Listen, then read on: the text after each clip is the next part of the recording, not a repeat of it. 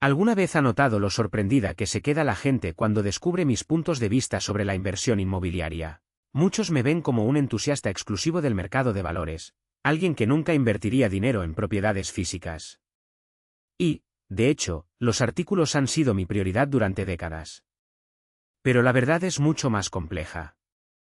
A lo largo de los años, he realizado algunas de mis mejores inversiones en bienes raíces, solo que con un enfoque diferente al de la mayoría. Os voy a contar una historia que marcó mi forma de ver el sector. Hace algún tiempo necesitaba una granja de 400 acres, a unas 50 millas de Omaha. Pagué $280.000 por él en 1986, cuando el mercado agrícola estaba colapsando. La burbuja de los años 1970 había estallado. Los precios de la tierra se habían desplomado y nadie quería comprar tierras rurales. Los bancos estaban desesperados por deshacerse de estos activos. Yo, en cambio, vi una oportunidad. No entendía nada sobre agricultura. Nunca en mi vida había plantado siquiera una lechuga.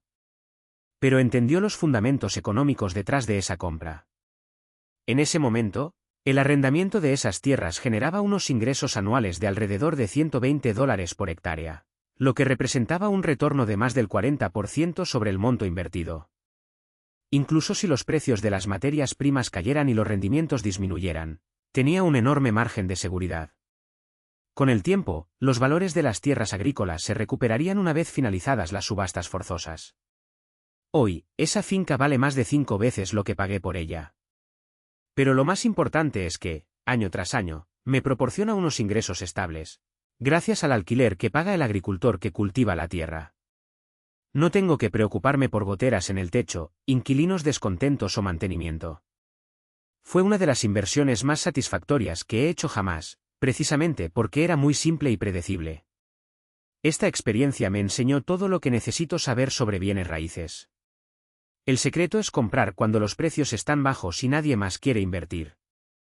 Busque activos que generen flujo de caja desde el primer día.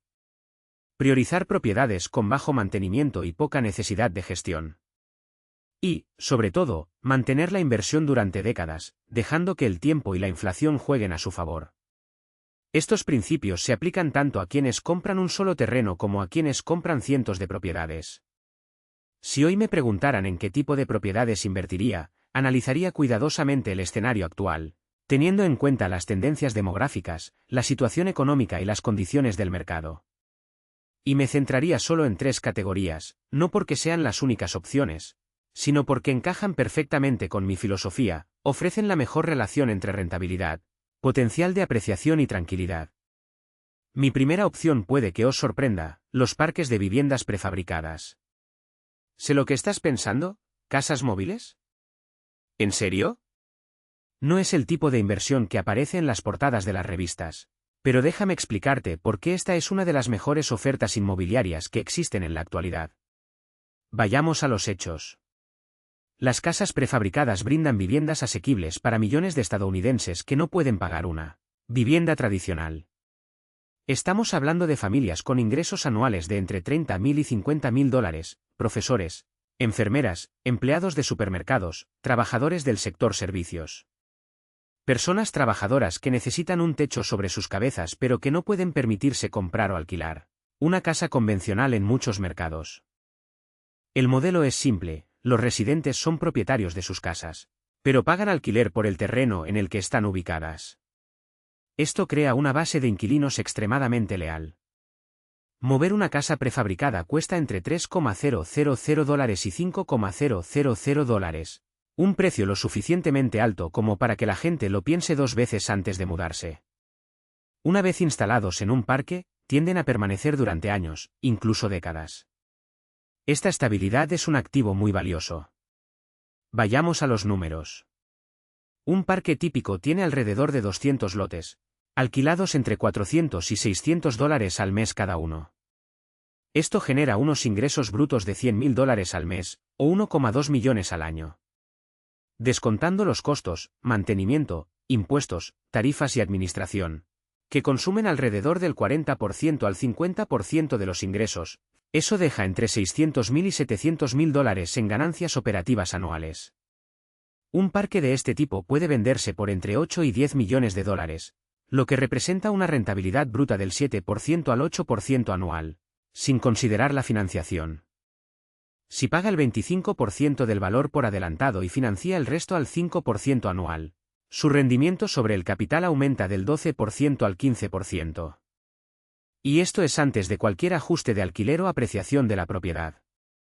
En un escenario en el que los bonos gubernamentales rinden un 4% y el mercado de valores fluctúa constantemente, un rendimiento del 7% al 8%, con potencial alcista, es extremadamente atractivo.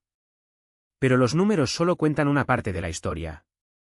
Lo que realmente hace que los parques de casas prefabricadas sean una inversión excepcional es la dinámica entre la oferta y la demanda. Nadie está construyendo nuevos parques. Las regulaciones locales, la resistencia de los vecinos y los altos costos de las licencias hacen que la apertura de nuevas unidades sea prácticamente imposible. Mientras tanto, la demanda de viviendas asequibles no hace más que crecer. La crisis inmobiliaria en Estados Unidos es real y está empeorando. En muchas ciudades, el precio medio de una casa ya supera en más de 5 veces el ingreso familiar medio. Los jóvenes no pueden comprar propiedades y quienes tienen ingresos fijos necesitan opciones viables. La inmigración continúa presionando la demanda de vivienda y las casas prefabricadas son una de las pocas alternativas asequibles que quedan. Esta combinación de oferta limitada y demanda creciente otorga a los propietarios de parques un poder de fijación de precios único. Es posible ajustar los alquileres entre un 3% y un 4% anual, en línea con la inflación, sin perder inquilinos. Y, con el tiempo, el valor de la tierra solo tiende a aumentar. No es glamoroso, pero es una de las inversiones más sólidas y predecibles que existen en la actualidad. Y al final eso es lo que realmente importa. Los residentes tienen pocas alternativas reales. No pueden simplemente mudarse porque los costos son prohibitivos. No pueden encontrar opciones más baratas porque la escasez de viviendas asequibles solo empeora.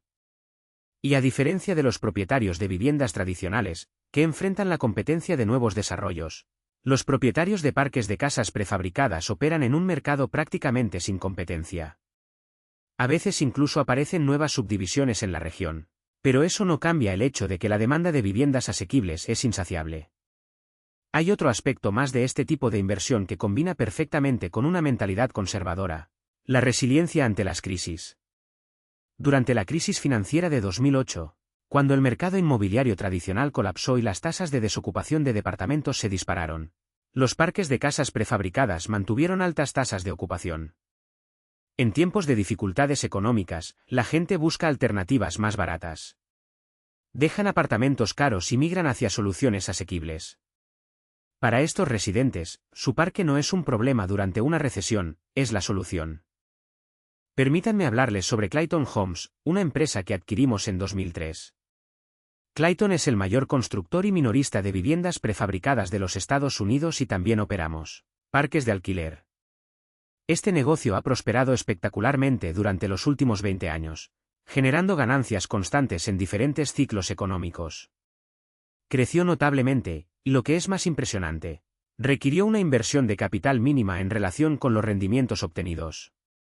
Si tuviera 26 años y comenzara a invertir mi propio dinero en bienes raíces, sin dudarlo buscaría oportunidades en parques de casas prefabricadas. Lo ideal sería centrarse en regiones con un alto crecimiento demográfico y de empleo. Las ubicaciones cercanas a las bases militares son excelentes porque las familias militares necesitan viviendas asequibles y tienden a ser inquilinos estables.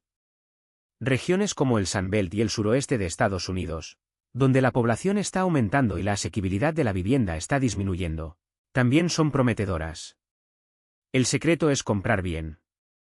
No pagaría un precio inflado por un activo promedio. Buscaría vendedores motivados, aquellos que necesitan deshacerse de la propiedad por necesidad o por falta de interés en gestionarla. Buscaría situaciones en las que pudiera añadir valor con mejoras sencillas. Quizás el propietario anterior no había ajustado los alquileres en años, dejando dinero sobre la mesa. O quizás haya espacios subutilizados que, con un poco de marketing, podrían convertirse en nuevas fuentes de ingresos. O incluso una infraestructura obsoleta que, con pequeñas renovaciones, permitiría aumentar los alquileres. Otra ventaja de los parques de casas prefabricadas es su sencillez de gestión. A diferencia de los edificios de apartamentos, donde constantemente hay que lidiar con llamadas de mantenimiento, goteras y quejas de los inquilinos, estos parques son una inversión relativamente pasiva. Los residentes son dueños de sus casas, por lo que las cuidan. Su responsabilidad se limita a las áreas comunes, calles, redes de servicios, espacios compartidos. Un buen administrador puede gestionar fácilmente varias comunidades al mismo tiempo. Pero si hay un segundo tipo de inversión inmobiliaria que recomendaría a una persona de 26 años, serían las unidades de almacenamiento.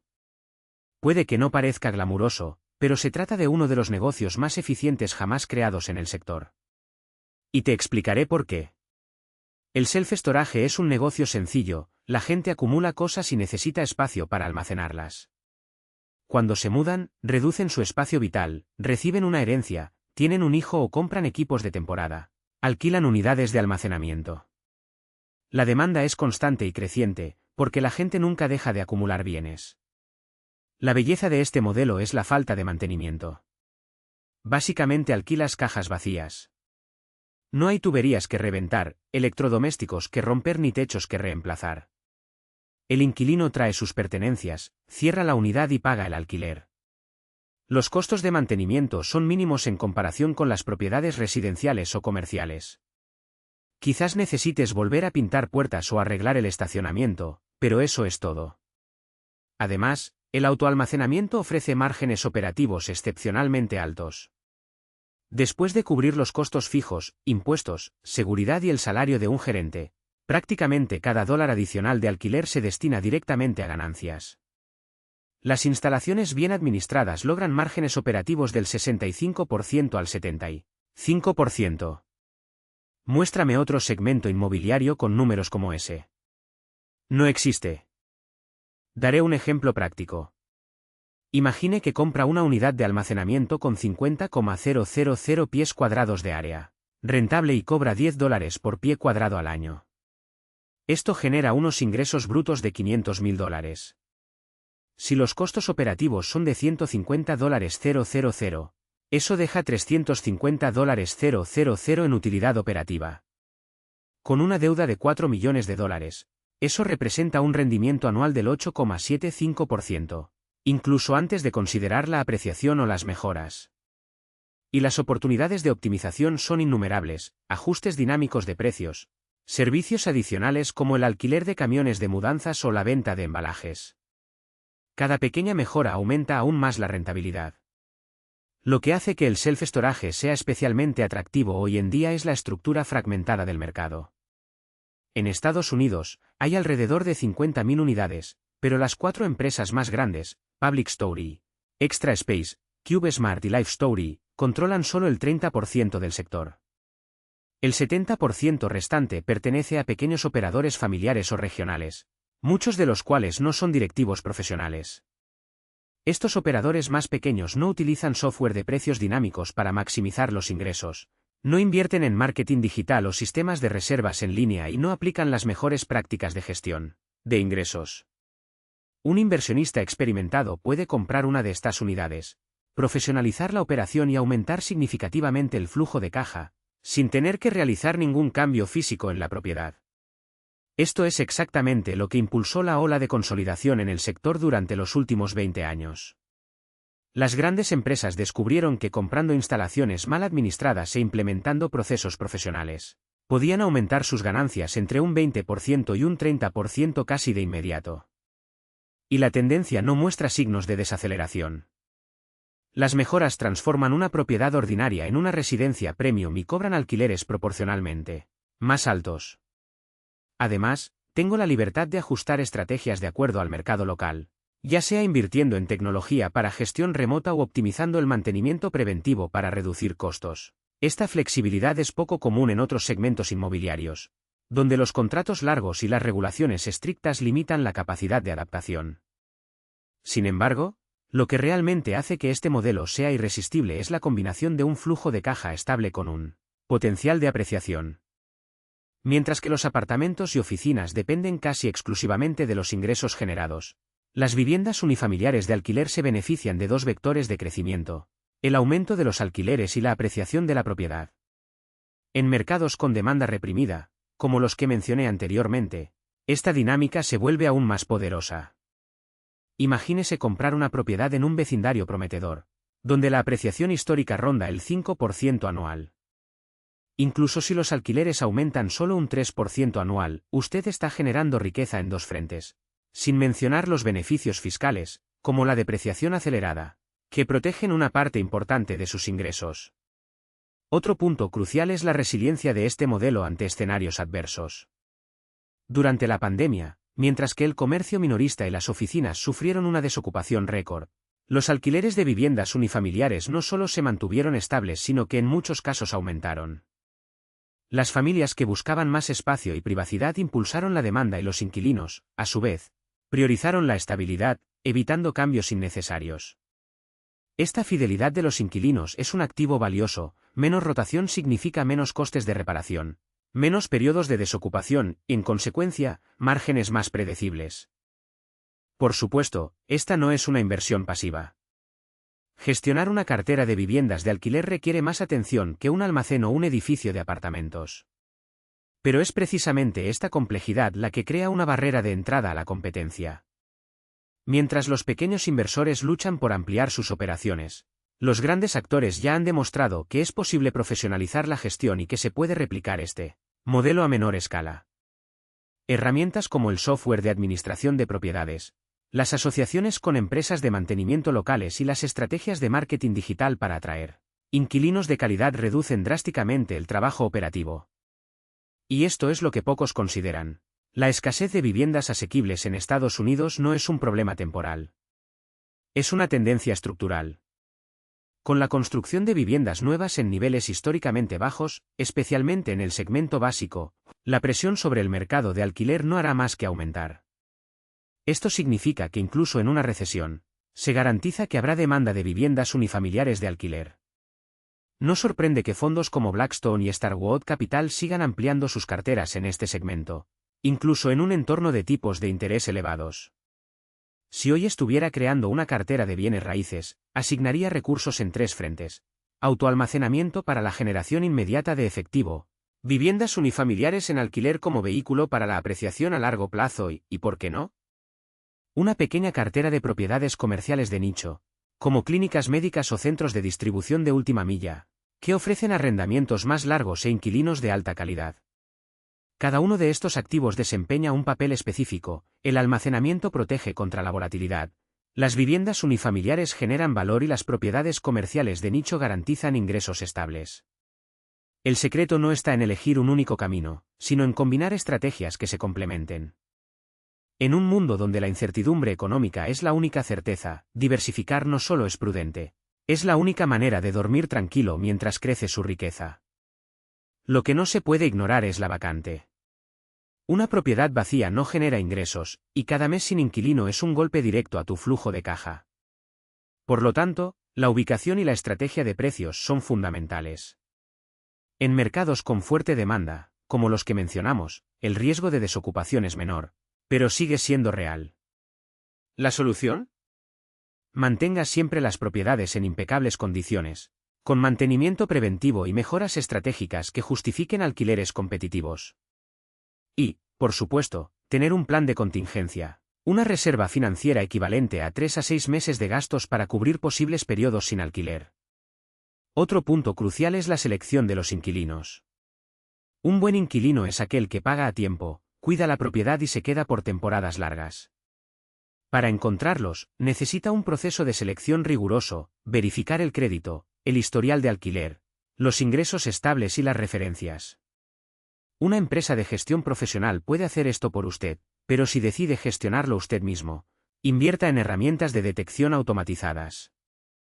Recuerde, un inquilino problemático podría costarle más en reparaciones y litigios que los ahorros al no pagar una tarifa administrativa. Y cuando se trata de agradecimiento, la paciencia es tu mayor aliada. Las propiedades unifamiliares no son activos de gran liquidez. No se vende una casa tan fácilmente como se venden acciones. Pero es precisamente esta característica la que los hace poderosos. Obligan al inversor a pensar en el largo plazo. Mientras otros persiguen ganancias rápidas, usted genera riqueza de manera constante, con alquileres que aumentan, deudas que se amortizan y activos que se multiplican. Y cuando llegue el momento de vender, décadas de apreciación acumulada harán que el rendimiento sea mucho mayor que el que podría ofrecer cualquier especulación a corto plazo. Por último, no subestimes el poder de los datos. Hoy en día, las plataformas de análisis inmobiliario permiten evaluar los mercados con precisión quirúrgica. Crecimiento de la población, tendencias de empleo, oferta de nuevas propiedades, historial de apreciación e incluso la calidad de las escuelas locales. Utilice esta información para tomar decisiones basadas en hechos, no en la intuición. Y recuerda, los mejores inversores no son los que siempre aciertan, sino los que minimizan los errores. Al centrarse en mercados resilientes, comprar con disciplina, administrar eficientemente y mantener una visión a largo plazo, se transforman hogares comunes y corrientes en máquinas generadoras de riqueza, silenciosas, estables e implacables. Y lo más importante, concentración. Si posee 50 propiedades en un mercado único y la economía local colapsa, los empleos desaparecen, el valor de las propiedades se desploma y los inquilinos dejan de pagar el alquiler, está en problemas. Por lo tanto, la regla número 1 es la diversificación inteligente. Distribuir sus inversiones en 2 o 3 mercados con dinámicas económicas diferentes. Si uno de ellos enfrenta turbulencias, los demás pueden permanecer estables. No es una diversificación perfecta, pero es infinitamente mejor que poner todos los huevos en una sola canasta. Ahora permítanme explicarles qué tienen en común estas 3 estrategias inmobiliarias y por qué forman la columna vertebral de mi filosofía de inversión. Primero, centrarse en bienes raíces asequibles o espacios esenciales para el estadounidense promedio. No invierto en apartamentos de lujo, oficinas premium o tiendas de alto nivel. Mi atención se centra en activos que sirven a la clase media y baja, que necesitan soluciones prácticas y económicas. Este segmento es resiliente, con una demanda constante y menos sensible a las crisis. Además, es un mercado que sigue creciendo, después de todo. La necesidad de viviendas y almacenamiento asequibles nunca desaparece. Segundo, todas estas estrategias generan flujo de caja inmediato. No apuesto por apreciaciones futuras ni por proyectos que tardarán años en dar sus frutos. Desde el primer día recibo un alquiler que cubre los gastos y aún me sobra. Esto me da tranquilidad para pensar en el largo plazo, sin la presión de vender en momentos desfavorables por necesidad financiera. Tener un flujo de caja constante es lo que me permite esperar a que el mercado se recupere, incluso si los precios bajan temporalmente. Tercero, simplicidad. Ninguna de estas estrategias requiere que sea un experto en desarrollo inmobiliario o finanzas complejas. El modelo es sencillo: comprar propiedades que generen ingresos, administrarlas eficientemente y cobrar el alquiler. No tengo que descifrar contratos de arrendamiento complicados, preocuparme por la salida de grandes inquilinos ni navegar por procesos burocráticos de zonificación. Menos complejidad significa menos riesgo y más concentración en lo que realmente importa. Cuarto, todos se benefician de tendencias demográficas y económicas favorables. La demanda de viviendas asequibles no hace más que aumentar. Los estadounidenses acumulan cada vez más posesiones, lo que genera la necesidad de espacio de almacenamiento. Y con la caída de la tasa de propiedad de vivienda, más personas dependen del alquiler. Se trata de megatendencias que abarcan décadas y garantizan la demanda incluso en periodos de inestabilidad económica. Quinto, el sector inmobiliario ofrece una valiosa protección contra la volatilidad del mercado de valores. Cuando el mercado de valores cae, mi alquiler sigue subiendo. Cuando el mercado inmobiliario se desacelera, mi flujo de caja permanece estable. Esta diversificación reduce la exposición a las crisis y me permite dormir tranquilo sabiendo que mis activos están protegidos. Ahora déjame decirte lo que no encontrarás en mi billetera y por qué. No hay oficinas. El sector está experimentando una transformación. El trabajo a domicilio reduce la demanda y los costos de mantenimiento aumentan. Incluso en mercados fuertes, los desafíos son grandes: vacantes, renegociaciones de alquileres e incertidumbre sobre el futuro del trabajo presencial. No tengo ningún interés en luchar contra esta marea. Tampoco hay propiedades comerciales. El comercio tradicional se ha enfrentado a la competencia del comercio electrónico durante años, con centros comerciales y tiendas físicas cerrando o reduciendo su tamaño. Algunas categorías, como los supermercados y las farmacias, son resistentes, pero el sector en su conjunto enfrenta desafíos estructurales que lo hacen menos atractivo que otras opciones. No invierto en hoteles. Requieren una gestión constante, reformas frecuentes y son extremadamente sensibles a las crisis económicas. En las recesiones, la ocupación y los precios caen en picado. En periodos de crecimiento, la competencia aumenta, creando un ciclo de exceso de oferta. No necesito ese tipo de dolor de cabeza. Y definitivamente no me dedico al desarrollo inmobiliario. Comprar terrenos y construir desde cero es arriesgado, costoso e impredecible. Los costos pueden dispararse, las aprobaciones toman tiempo e incluso si el proyecto se completa, el mercado puede cambiar a lo largo del camino. Prefiero comprar propiedades existentes, con un historial comprobado de generación de ingresos, en lugar de apostar por lo que se podría construir. Por último, no invierto en mercados que no entiendo o que están claramente sobrevalorados. No compro propiedades en la costa de California, donde las tasas máximas son ridículas y los alquileres apenas cubren los costos. También evito los mercados que han experimentado valoraciones especulativas y están a punto de corregir. Mi atención se centra en regiones con fundamentos sólidos, valoraciones razonables y potencial de crecimiento real. ¿Pero qué pasa con los riesgos?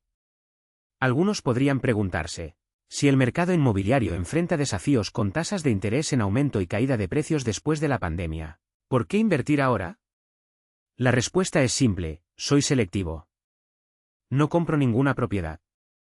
Mi atención se centra en activos con fundamentos sólidos y generación de efectivo, viviendas asequibles, almacenamiento y propiedades residenciales en mercados asequibles. Estos segmentos no son los que se sobrecalentaron durante la pandemia, como los departamentos de lujo o los proyectos especulativos. Al contrario, muchos de ellos son hoy más atractivos, con mejores condiciones de compra y una demanda resiliente. Además, invierto para obtener flujo de caja, no para apreciarlo. Si el valor de la propiedad cae un 20%, pero sigue generando un rendimiento del 7% al 10% anual, estoy bien. Puedo esperar a que me recupere. El riesgo real es pagar demasiado por una propiedad que no genera ingresos y depender exclusivamente de la revalorización para obtener rentabilidad. Esto no es inversión, es especulación. Y no especulo. Y es precisamente en este punto donde veo la mayor oportunidad. El mercado inmobiliario ya no está en modo de dinero fácil, con tasas de interés cercanas a cero, pero tampoco ha vuelto a los extremos de escasez de crédito de la década de 2000. Estamos en un momento de equilibrio forzado, donde aquellos que sepan navegar con disciplina obtendrán las mejores recompensas. La verdad es que las tasas de interés más altas no son un obstáculo, sino un filtro. Ahuyentan a los especuladores que compraron propiedades con la esperanza de venderlas por más en 6 meses, dejando solo a los inversores serios, centrados en el flujo de caja y la gestión activa. Y es exactamente esta selección natural la que crea un entorno más saludable para quienes piensan a largo plazo. Cuando las tasas de interés estaban al 3%, cualquiera podía comprar una propiedad con un apalancamiento agresivo y aún así mostrar un rendimiento positivo, sobre el papel. Hoy en día, con tasas entre el 6% y el 7%, solo los activos verdaderamente eficientes sobreviven al análisis. Esto significa que las propiedades que pasan esta evaluación son aquellas con fundamentos sólidos, ubicación privilegiada, demanda consistente y potencial de apreciación orgánica, no inflada por burbujas. Y aquí está el detalle que muchos pasan por alto. El apalancamiento inteligente no consiste en maximizar la deuda, sino en optimizar el rendimiento del capital. Utilizar una financiación del 65% al 75% en una propiedad con un rendimiento del 8% al 10% anual no es arriesgado, es matemática. Si el costo de la deuda es del 6,5% y la propiedad genera un rendimiento bruto del 9%, el diferencial del 2,5% multiplica exponencialmente el rendimiento de su capital. Pero ojo, esto solo funciona si la propiedad se compra al precio correcto. Si paga un 20% por encima del valor de mercado, incluso con tipos de interés bajos, la rentabilidad se diluirá.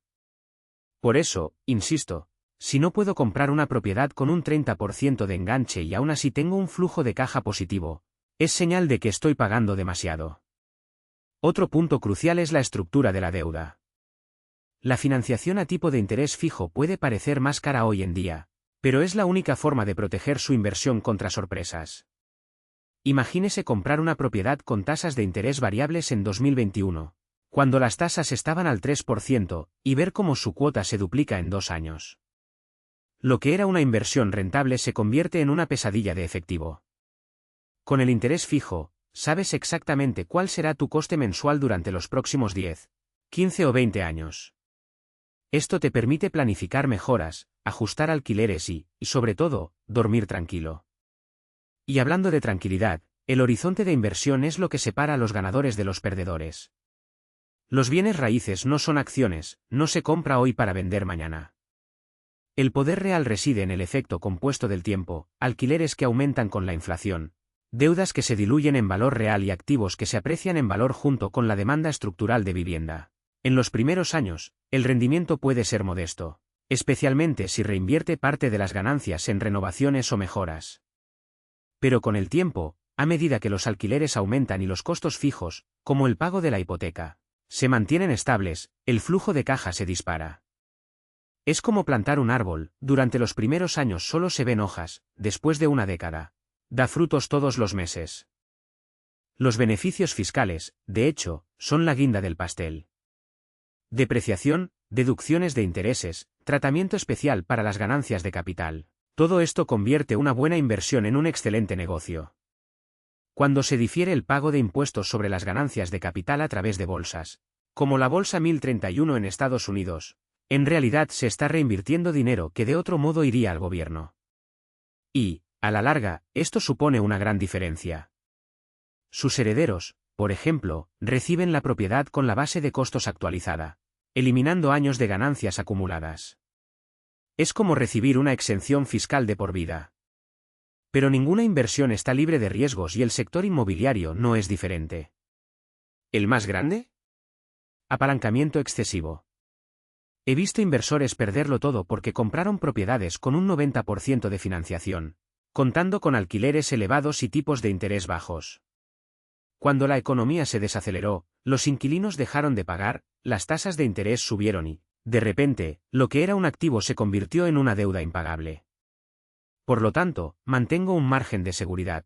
Nunca comprometo a endeudar más del 75% del valor de la propiedad. Y siempre tengo reservas para cubrir de 6 a 12 meses de gastos, incluso sin inquilinos. Otro riesgo subestimado es la concentración.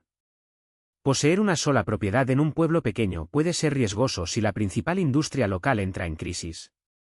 Por eso, diversifico no solo por tipo de inmueble, residencial, comercial, logístico, sino también por región.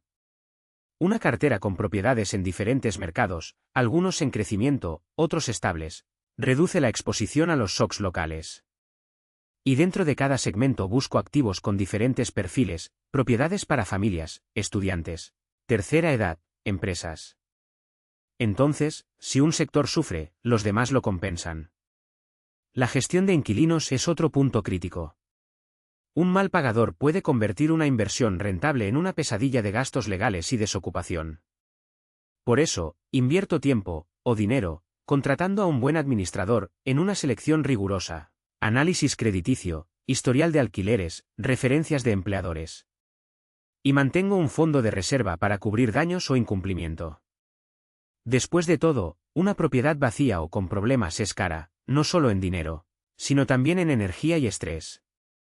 Y no podemos olvidarnos de los costes de mantenimiento.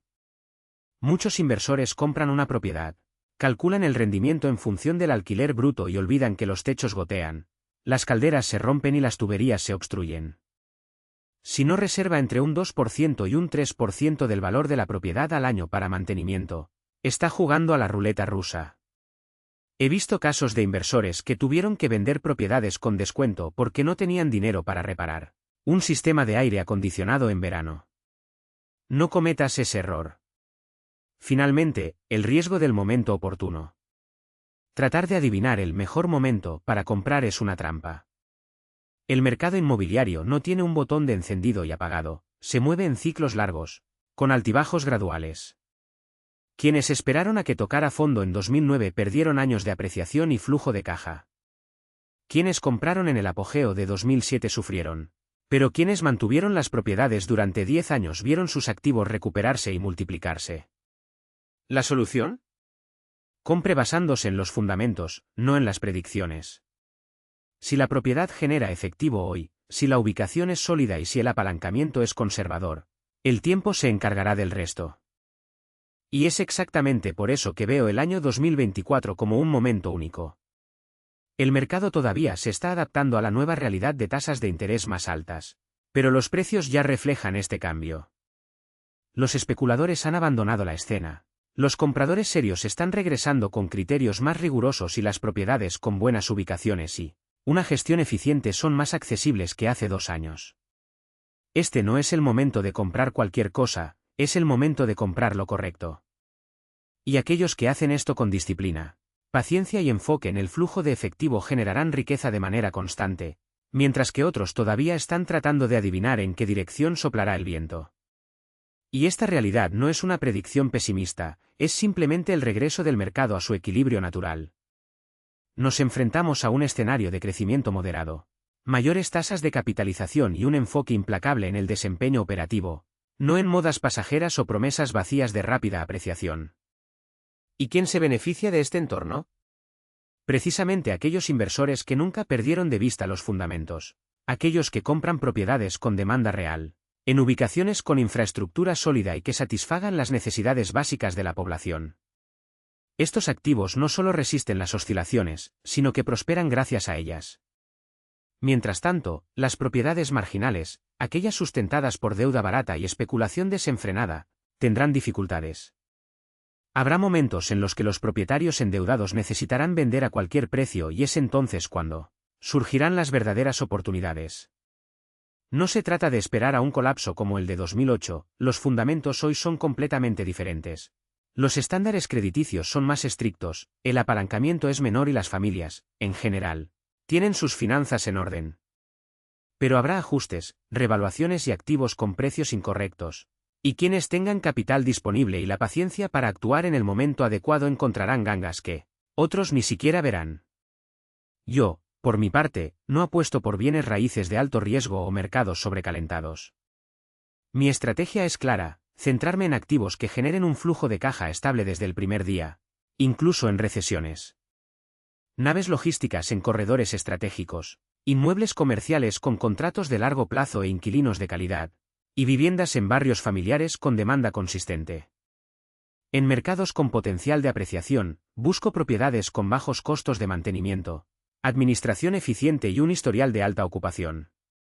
Compro de forma conservadora, priorizando la generación de ingresos recurrentes, y diversifico entre diferentes tipos de propiedades y regiones. Y, sobre todo, tengo paciencia. Porque el sector inmobiliario no es un juego a corto plazo. Realmente no se genera riqueza en meses o trimestres, sino a lo largo de décadas. No es un camino para enriquecerse rápidamente, sino hacia una riqueza sostenible. El verdadero valor está en poseer activos que satisfagan necesidades reales, con demanda constante y resilientes a las crisis. No se trata de predecir el próximo auge o de intentar vender antes del auge. Se trata de tener propiedades sólidas, en mercados sólidos y cobrar los cheques de alquiler mes tras mes, año tras año. Así es como se genera riqueza duradera. Sin atajos, sin especulaciones, sin ilusiones. Solo disciplina, centrarse en los fundamentos y la certeza de que, en el largo plazo, los números no mienten.